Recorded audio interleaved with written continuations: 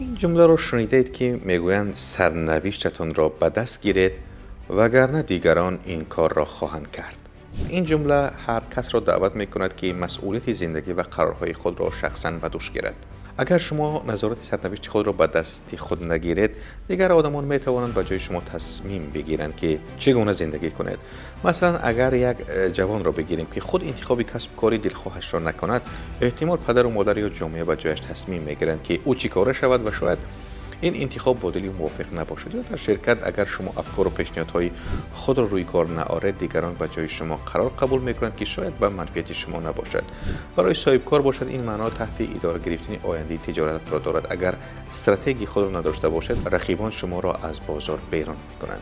پس حیات خود را فعالانه اداره کنید، هدفها را گذارید، نقشه ریزید و قرارهای اساسی را خودتان بگیرید. بگذار شما را نه رویدادهای بیرون و دیگران بلکه اراده و اندیشه خودتان راهنمایی کنند.